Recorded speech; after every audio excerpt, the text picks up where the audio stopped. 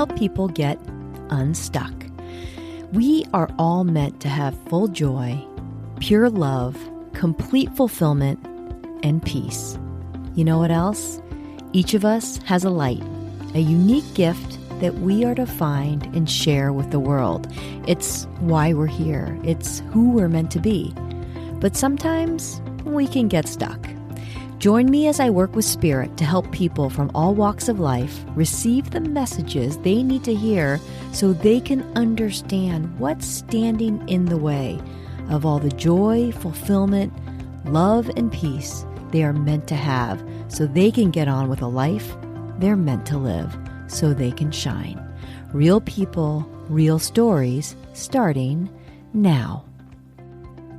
Well, hello there. Thanks for joining me today.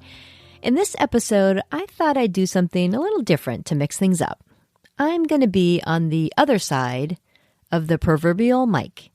I had the pleasure of being interviewed recently by Valeria Teles Koopman, author, healing coach, and host of the podcast, A Quest for Well-Being. I thought it was interesting how many people who heard this interview asked if I had received any questions in advance. So in case you find yourself wondering, the answer is I did not. We're going to jump right into the interview. I hope you enjoy it. Here it goes.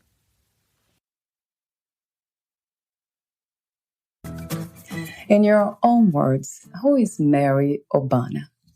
Oh, Mary Obana. Who is that girl? No. Yeah. So I always think of myself as a spiritual being having a human experience, as all of us are. I'm here to learn, love, and spread light. And I think that's who I am. If you're asking what I've done, that's a different answer. But who I am, that's who I am.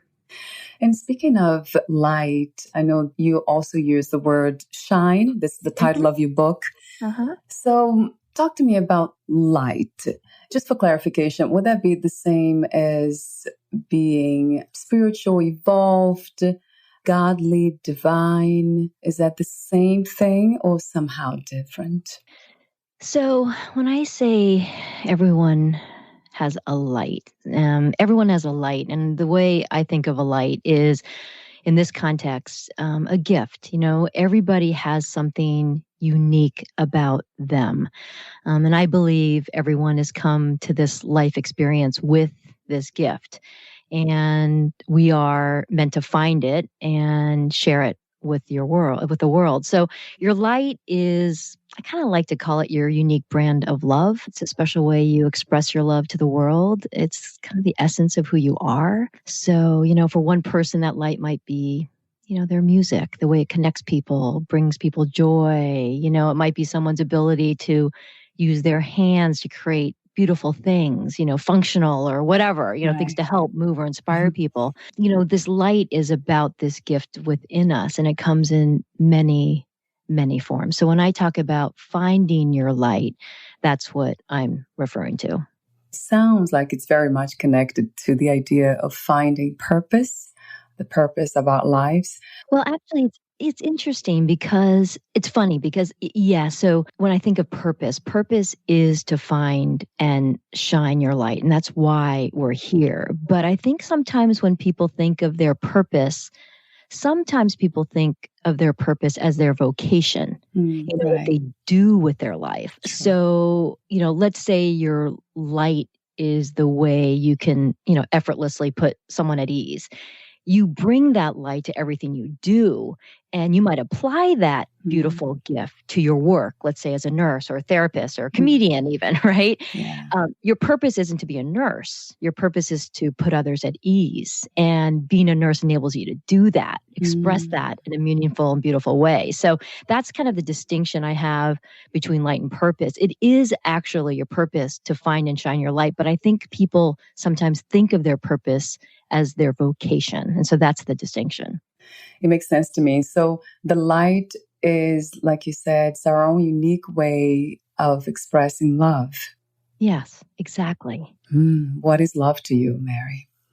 Love is a giving and a genuine, true expression of that which kind of binds all of us, right? So love to me is the ultimate connector. When we are shining or, shining our light, we are expressing our love. And when we do that, those that are the recipients of that light can feel it. And we feel it because it's this genuine thing grounded in love. Does that make sense? Yeah, it does. So it's something positive. I think we talked earlier off record. 100%. It's the most pure, beautiful, positive thing. There is no negativity in love, Mm. That makes me think about the paradox that life is. In order to exist, to be in a human body, there's this experience of being born and then suffering or having some kind of pain and then dying, losing the body. So I'm wondering where love, this positive, or how this positive light can shine even in those necessary experiences of being alive. Yeah. So I think you're asking if love, and let me make sure I understand your question. I believe you're asking that if love is kind of a fundamental part of life, how do we reconcile love when we are in struggle or in heartache or experiencing loss? Right. Is that what you're asking? Yes. Yeah, Okay. that would be, yeah. I believe that, our life experience, every single thing that happens to us when we are here in this earthly experience, it's all, I think about it like every single thing as being this kind of contribution to our tapestry, So everything that we are experiencing is kind of giving us perspectives, giving us lessons, helping us learn, helping us develop empathy for others in that situation. I mean, I think all of it is part of it. And so when I think of love, I think love is inextricably linked and tied to our very being, our soul. And so we come into this world with love. It is a fundamental part of who we are. We are at our best when we are living and expressing things fully in that love and understanding and accepting that the things that life throws us is teachers, right? They're all teaching us things. And that is all kind of giving us these experiences that when we come back to the light, kind of enable us to express our light and our love in a really unique way, and something that only each of us has the ability to do it in that special way that we are. So before we talk about your book, Shine, a simple guide to finding your light and letting it shine on the world. So I have to ask this one. How do you define success these days? What is to be successful to you? To me, success is living in your truth. It is accepting, finding, embracing that which you really are. I think so many of us, we live in our heads, It's true. We live these cerebral existences, which are impacted by external factors, expectations, all these things that are kind of the mind, and I think that when I find success is an accomplishment of certain things. To me, success is getting in alignment with your true self. I think that's the ultimate goal of our existence. Right. The true self. I also heard about the higher self and authentic self. And the mind, that is such a mystery. What is the mind, Mary, to you? I see, it's funny, it's such a great question. So I see the mind as, it's funny, as somebody who, I've spent the last 30 plus years in business, and I have built my life around my mind. Tell me about it. And I love my mind, and my mind is, it's deftness, it's agility, it's all these things. And I think one of the things I've learned is defining yourself through your thoughts, defining yourself through your mind is actually, I've come to learn, kind of your false self. It's not your true self. Your true self is that which is within you, not that which is conjured up in your mind, because our mind is where that ego lives, you know? And those egoic thoughts of, fear-based things, or I don't Mm. compare, I am not worthy, or all those different things, all that are kind of born out of, this place where the ego lives, which is your mind. So I feel like when you are able to live in your truth only is pure love, right? So there is none of that discord, right? That all that stuff, all those fearful thoughts, all those unworthy thoughts, all those things aren't there. And your truth is this incredible pillar of strength and power, for yourself, not over others, for yourself. And to me, that's kind of the difference between your mind, which I think in many ways is this beautiful, beautiful thing. But if it's untamed, it can be this egoic kind of thing that drives your life, and keeps you away from that thing, which is your truth. So I'm wondering if when we get to the point of being connected to the true self, to the heart, would that eliminate all kinds of fears? Oh, yes. That's the beauty of it. That's the beauty of it. Because in that truth, in that place of genuine, inner being, there's incredible peace and love. There are no competing thoughts. Fear doesn't live within the soul. Fear lives within the ego and the mind, So living in that truth and that place of finding that place where you are able to be your true self, there is no fear. That's what makes it so beautiful, right? That's why the quest for that, place and the finding it is such, a beautiful place of peace, because it is not competing with any of these factors that can drive us crazy. Would you say it's one of the ways to know when we are coming from the authentic self, the true self, when we are not afraid? Is that one of the measurements? Completely. People often ask me, how do you know if what you're feeling is coming from your true self or coming from your mind, or coming from, this guidance or from your mind. And the thing I always say is that when you are being guided by your true self, by that inner voice, by that higher self, all of it is all one in my mind. Um, there are no bad feelings, right? It always feels good because it's coming from love, right? If those thoughts have, injections of these things or feelings of, you probably shouldn't do that. I don't know what people are going to think about you if you do that. I don't know. You really think you can hack that? All those kind of thoughts, that is not your inner guidance talking. That's your ego. That's your head. That's your mind. And it's not serving you. So you can always tell. You can always tell a difference. Because it is warm and positive, supporting, right? Right. 100%. Yeah, always. And you feel that love, just pure love. It doesn't make you doubt, wonder, worry ever. Sounds like magic to me, Mary. Tapping into our own magic, right? Yes, Within. and it's within each of us. That's the thing, I think, Valeria, that I think is so beautiful is that, it is within every one of us. It's not this mystical, magical thing that only a few are, gifted with. Everyone has it. It's just a matter of allowing it. And it's funny how we can resist our allowing, but it's just allowing it. And it's there for everyone. People who choose to harm others and themselves, how can they ever find that place, that magic within? I'm talking about actually people who are born different, psychopaths, sociopaths, and with certain mental illnesses too. Yeah. So, I happen to be a believer that anyone can access it. I don't believe people are brought to this life experience evil. I don't.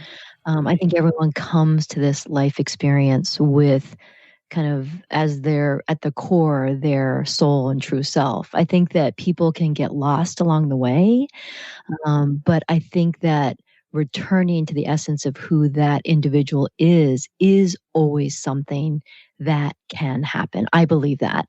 But, we all have choice, right? So it requires engagement, deliberate action, all those things. So, but I do believe that everyone, at a soul level is beautiful and loving. I think that we all come here for different experiences and we have different challenges, to be sure, some more, more greater obstacles than others. But I do believe that people have the ability to find that within, but it takes an effort and a commitment and and an ability to live in that truth. And the distance between where some people are in that might be greater than others, but it's, to me, I believe they're all the same. So, do you believe in reincarnation, in mind continuation or life continuation? I believe our souls are continuing always, right? So I believe that our souls have this long, long, long existence, right? Yeah. And that we come into this life experience to learn things, and then we return, and we come back to learn things, and we return. So I do believe that our soul, at the soul level, continues to exist. Existed before we came here, will continue to exist after we leave these bodies. I completely believe in that. So it's a belief. Would you say it's also a knowing? Oh, completely knowing. Yeah. Yeah. Yeah. To the core of my soul. That is a knowing. Yeah. Yeah. I have two questions that relate to being a female in a human body. What do you love most about being a woman? It's funny. I have this is interesting. I guess I don't label myself. I don't think of myself as female. I don't think of myself as, Asian. I don't think of myself as that. I think of myself as this person and being and soul that I am. And so, I love the life that I have. I love the experiences I've been able to share. I don't think of myself as, I guess I just, it's funny. It's funny. I just never think of myself like that. I think like I'm at a soul level. I'm like, what? Yeah. Right. There's no gender, right? Yeah. Oh, I love that. So how did you discover the soul? Yeah. How did you come to this deeper understanding of who you are? That's a great question. In this experience, I would say that I have always had a sense, an intuition, a feeling that there's something greater, bigger, than what we can see and what we can even understand, and I've always had this kind of pull of this knowing that there's more than what I was even doing. There was more for me to be contributing. There was more for me to be discovering in my life. And it's interesting. So it's been this kind of continuous quest to try to understand and answer all those questions of existence and why we're here and what we're to do and what's it all about and all that. So I think that's been a constant thing. I think that it really has come to kind of a head really within this year where I kind of have really kind of, I guess, connected more deeply to my true self and to that guidance and hearing and feeling that guidance. And I have never before within, my life here been as connected to that guidance as I currently am. So it's definitely been this journey. So kind of innately feeling there was something always there, but I feel like at now finally a real maybe more return and connection and alignment with that which is really me. Staying with that idea of time, at this time, what do you feel is the world's greatest need? And do you have a vision for a new reality? It's a beautiful question.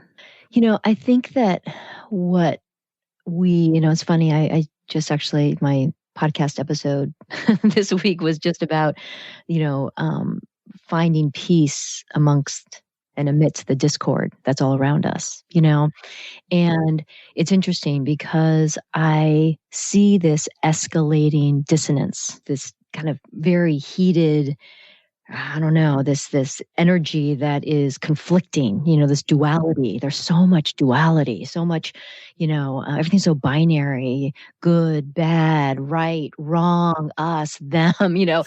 and, I think as we know, or as I've learned, the most advanced civilizations are absent of duality. It's all about unity.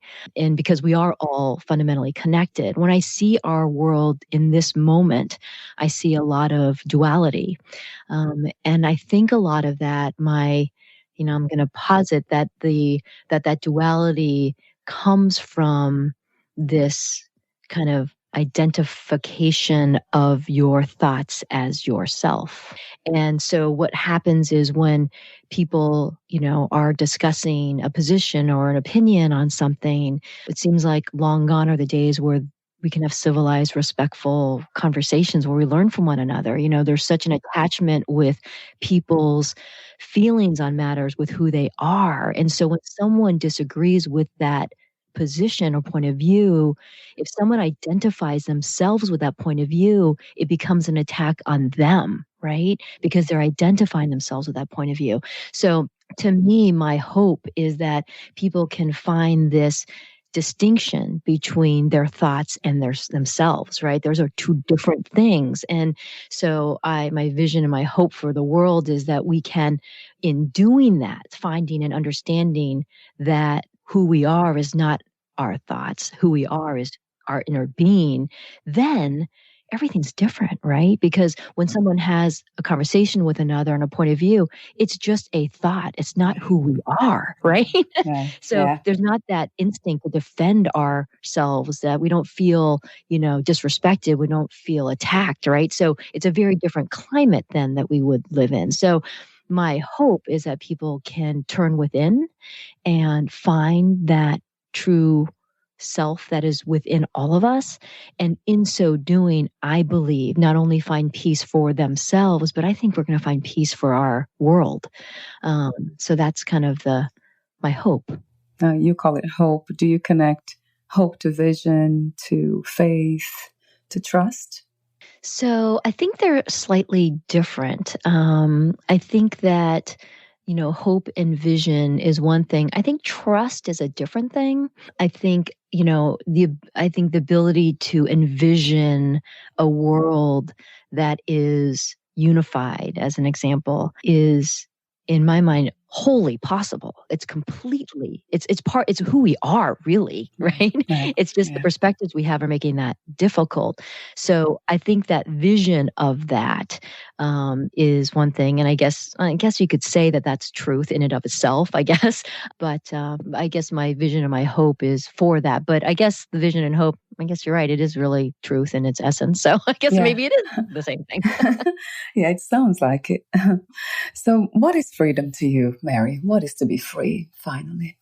Freedom is to live in your truth. It is not being trapped by the expectations of others. It's not comparing yourself to other people. It's not wanting for something you don't have. It is being in your essence, in your truth, being at peace, being completely one with and back in alignment, a return to who you really are. That to me is kind of the ultimate. Mm-hmm. Do you ever use the word God? I do. So it's interesting, I believe that God, I think these days is can be a loaded, word, because people have their own ideas of what that means. And I think that, whether someone calls it source, universe, God, whatever it is they call it, right? I personally call it God. That's kind of how I think of that. And I see that God, my God, that which is kind of ultimately divine, as being different and completely separate from religion, which I believe is kind of more of a human construct. Because I think when you think about religions, which a lot of people think of when they think of God, I think that when you think of religions, you think of what is, what isn't, what's right, what's wrong, all those different things. I think when you roll up the essence of all those religions, you get to that ultimate thing, which is love. that we have in common. And I see God as love. So that's kind of my own personal way I think about it, recognizing fully that people have different understandings of what God is. But when I say God, I kind of think of the ultimate divine source, universe, complete, pure love. That's what I think of it. Unconditional love. Completely. Yeah, no And love conditions. is that, right? I mean, pure, true love is without condition. So how did you become a writer? Valeria, it was an odd thing. So I've always written for business and for whatever, but I will tell you that this book, Shine, was, I believe, given to me. It came through me. This writing of this book, I honestly can't take complete credit for in many ways. I feel like it was divinely inspired. I feel like it was the book itself. And if you've, read the book, I've got this intro, kind of this preface, and then I've got this afterword and some questions and answers afterwards. But the real heart of the book of Shine came right through me. And honestly, I wrote it and not a word was changed. It was crazy. My parts were painstaking.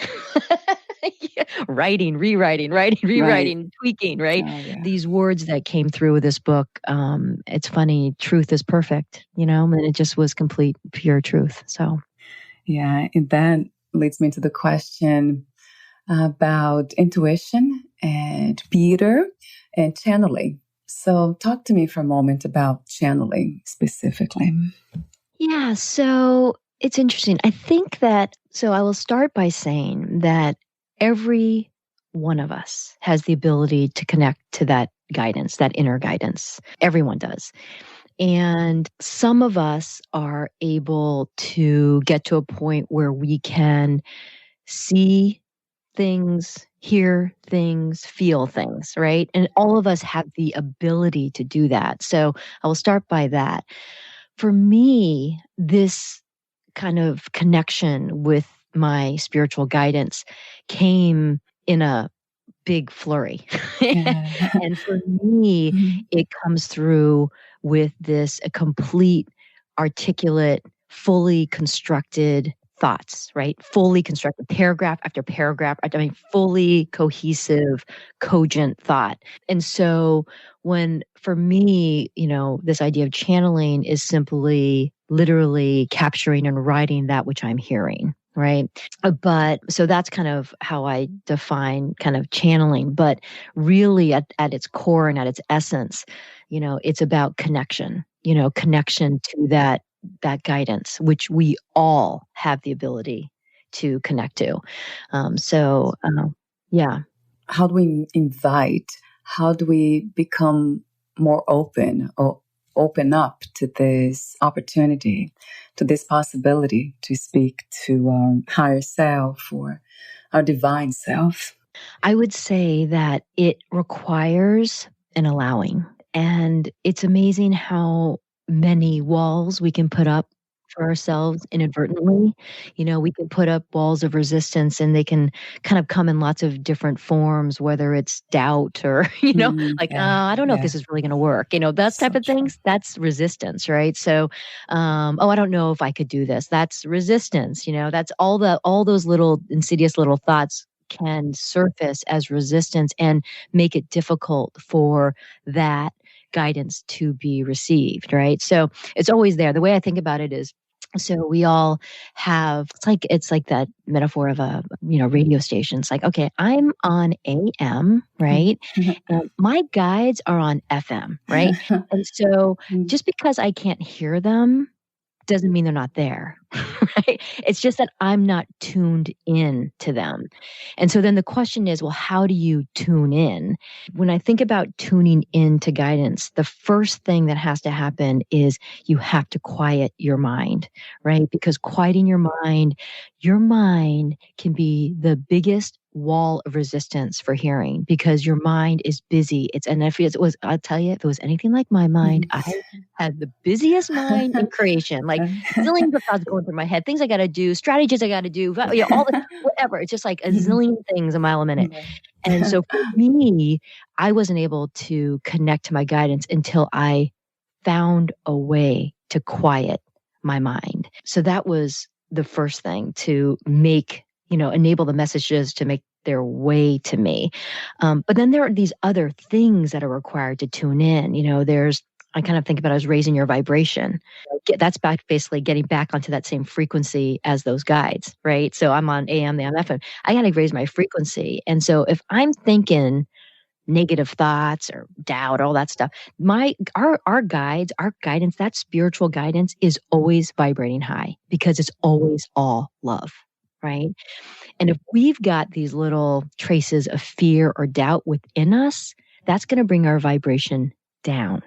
So in order for us to get in alignment with that vibration, get on that same frequency, get on that same channel as our guidance, we've got to raise our vibration. And the easiest way to do that is through gratitude. Through gratitude, just think something you're appreciative of. And it doesn't have to be like, world peace or whatever. It could be just like, oh, I'm so glad my cute little dog is at my feet, right.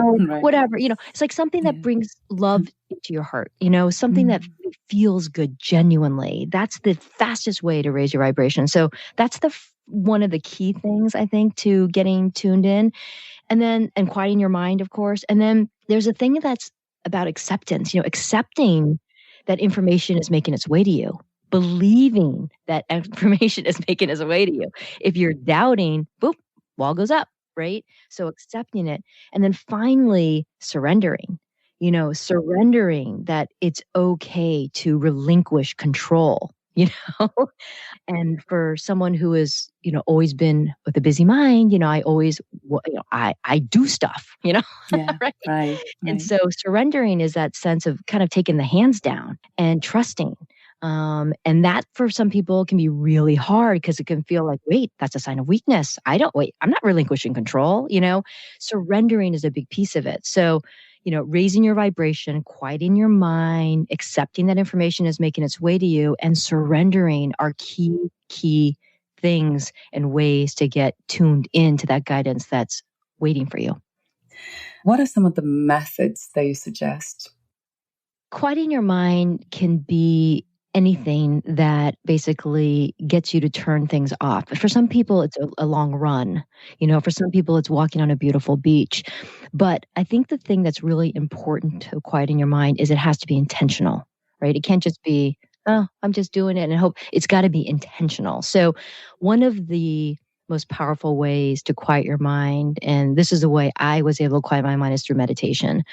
And there are different types of meditation, and some work for some work for others. For me, it wasn't until I got trained in transcendental meditation that it really changed everything, because my busy mind was, the focus meditations where you have to focus on things. I was like, my mind was busy, Yeah. Or observing, observing. I was like watching thoughts like a zillion miles a minute going through my head. It's like that wasn't helping. So for me, transcendental meditation, which is really about going within to that quiet that is within you, that for me changed everything. Yeah. Yeah. For those who don't really don't want to engage in meditation, would you say also doing doodling or maybe coloring, listening to music? Yes. Maybe not listening to music, right, Mary? Well, it can be. I think it's really about the state that you are in.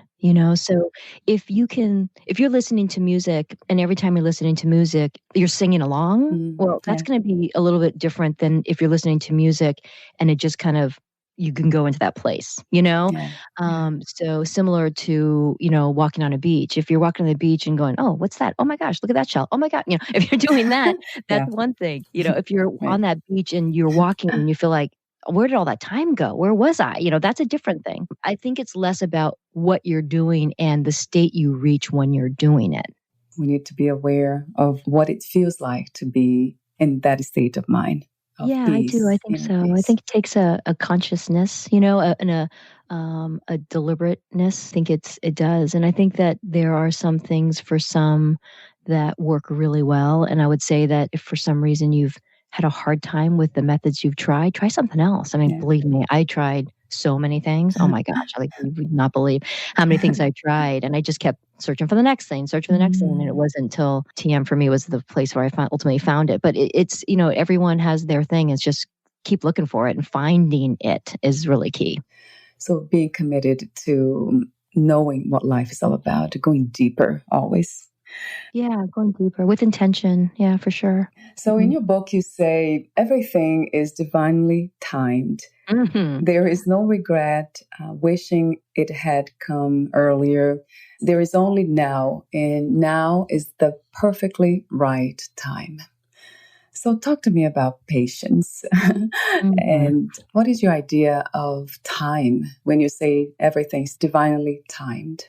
Yeah, so patience is an interesting word, because patience is the idea that you're waiting for something that isn't. Right. Right? Right. Right. Divine timing is all about now. It's all about what is. It's current, completely present, presently oriented. You're presently oriented, and that's what is. And that's all we all ever have, right? I mean, all we have is this moment.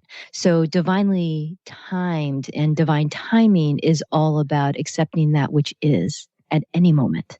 And that which is at any moment is exactly what is to be. So, in the book, that context was people feeling like, oh, shoot, I wish I would have read this book earlier. Oh, my gosh, all the years I've lost of not knowing my light, or things like that. It's like, no, no, no, no, no. You are in this moment for a reason. There are no coincidences. If you're listening to this right now and it's striking a chord, well, you were drawn to this episode and to listen to this for a reason. That's all about divine timing. You are led to the places you need to be, but it's up to us to just be present within those moments and relish and appreciate and soak in every bit of it, There's a question I wanted to ask you earlier, and I didn't for some reason, maybe I forgot. Intuition and imagination. Do you connect those two states of mind or of being? And my other question is being in the moment and at the same time allowing ourselves to imagine, which means not being here in a way. It's funny. So the first question was, is intuition and imagination different? Yeah. I see them as different in that intuition is listening to that which is. Imagining is conceiving of something that isn't. So I see intuition as being different than imagination. Your second question was, is imagination in conflict with being present oriented? Right. Yeah. Yes, I think so in that way, but that doesn't mean that we can't dream and we can't hope and we can't, we can't want. That's Right. I mean, we're human, for goodness sakes, right? Right. And that's not a bad thing. I think the difference is when you imagine something and you focus on not having it. That's a different thing, right? So if you're seeing something and seeing yourself and feeling the way it feels when that is, that's one thing, right? If you're imagining something and the underlying thought is the absence of it, that's where I think it gets less healthy. It's something that's not. So you're trying to manifest something that's not yet here. Yes, and so the energy is put around what isn't, not what is or what can be, right? So it's in anything, it's like that, imagination's beautiful, but if it's focused on what isn't, that's not so beautiful, and so manifesting what you imagine is beautiful, but if your energy is on what isn't, then you're manifesting what isn't. Yeah, so you true. always get where you put your energy, right? And that brings me to the topic of abundance that you speak in your book. And you say, when you are moving toward your shine and igniting your unique light, you must understand how abundance works. So talk to me about that. So it's funny. The big message in that is, we are all meant to live in full joy and with pure love and fulfillment and peace. And abundance follows that, right? So when we find our joy, abundance follows joy. Right? It's not that, hey, when I get money, I'm going to be really happy. Right? Or when I get that house, I'm going to be really fulfilled. And when I get that thing, I'll finally be at peace. It never works that way. It never works that way. Abundance follows joy. Abundance follows peace. And that is, I think, really important. That was one of those things because, when people are thinking about their light and thinking about how do I shine my light? How do I share my light? What are the types of things I can be doing to bring my light and sharing that with the world? And sometimes people have this knowing of what they should be doing, and yet they don't because they're like, oh gosh, you know what? I can't afford to. I got this and I got that. Once I make all that money, then I'll do that. And when we put our lives within that construct, we just delay our joy. And we ultimately never reach that state of abundance that we really want, because this whole stream of well-being that we all get into when we are in our true selves and in alignment with who we really are, all this great momentum happens, right? All this yummy, great stuff happens. And when that happens, one thing leads to a next, leads to a next. And before you know it, abundance is the result of all of that, right? Not the thing you do after you get all of that. So we have been taught, or a lot of people teach the idea of, I think they call it law of attraction, which I don't speak much about it in this podcast, but I do sometimes. I do. So it's the idea of imagining and thinking positive and all that. But I love the way your perspective is. It's more on gratitude of what is this moment. And from that, joy will be manifested because we don't chase joy. It really comes to us. And from that, everything else is possible. Yeah, it's very true. It's really true. Yeah, when we get into that kind of truth of ourselves, it's amazing how the universe works. One thing leads to the next, and people feel that all the time, and they might be finally going to that, like with you, with your journey, and when you kind of found that thing that you felt you were called to do, I'm guessing one thing led to the next and suddenly things just started rolling, right? And that's what happens when you know you're on the right track, when you're in alignment with what, your true self, because the universe has a way of just aligning and supporting that which is to be, when we're trying to do something, controlling something that isn't that, but maybe something we feel like we should do, or the world expects us to do, or our parents want us to do, or for friends want, whatever those things.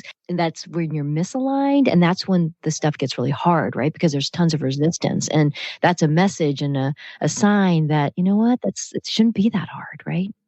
So, Mary, we're almost at the end of the interview. I have a few more questions for you. Before that, would you like to add anything or read a passage in your book? Sure. I will read this one passage. It's the passage that the book ends with. And it's a bit about shine. So I'll read it. I feel like it's a message we can all use right now. Shine is all about activating the light within each of us. And everyone's light, you must know, has more to do with its impact on others, how to spread the light, because it is through the activation of each one's light that others are ignited. And just like that stadium where one lights, then the next, so too does the world. Stadiums connect stadiums, nations connect nations, worlds connect worlds, until there's nothing but shine. What was the hardest lesson to learn about yourself in life as of today? I think that for me, the biggest lesson, and I would think the obstacle for me, was resistance. I had resistance I didn't even know I had, right? And that gets back to, I had to recognize that I had this really busy, active mind, and I had to learn to quiet it so I could hear all the guidance that was waiting for me. And that voice that, as we have talked about, that is within all of us to guide us and lead us to kind of who we really are. So, for me, the biggest lesson was don't pay so much attention to those thoughts, that mind, that egoic thinking, what people think, meeting the expectations of others, all those things, because it was keeping me from my truth. And I spent the better part of my life in that mode of busy, and it wasn't until I got quiet and tuned in that I feel like in many ways my kind of real journey has kind of begun. Two more questions. If you knew you would die soon, meaning losing the body, would you make any change in your life or do anything differently? I think the answer to that question would have been very different had you asked that of me before my whole transition to following the spiritual path and finding my true self. I'm incredibly grateful for being where I am today. And God knows I am not perfect. I am always learning and trying to be better. Yeah. But I know I am exactly where I am supposed to be. So with that, I have great peace. Beautiful. One more question. What are three things about life you know for sure as of now? I know that everyone has their true self within them, and they don't need to look anywhere else but within. I know that everyone has access to the guidance that is there to serve them. And I know that until you honor your true self, you will never have the success or the fulfillment or the joy or the true, complete, unconditional love that you are meant to have. Thank you so much for your wisdom, profound wisdom, your shine, your authenticity, your mission, your message. Thank you, Mary. Oh my goodness, it's been such a delight and a pleasure. I really appreciate and honored to have been part of this. So thank you very much. Well, thank you, Valeria, for the interview, and thank you all for listening. As always, be kind and shine that beautiful light of yours. Until next time, take it easy.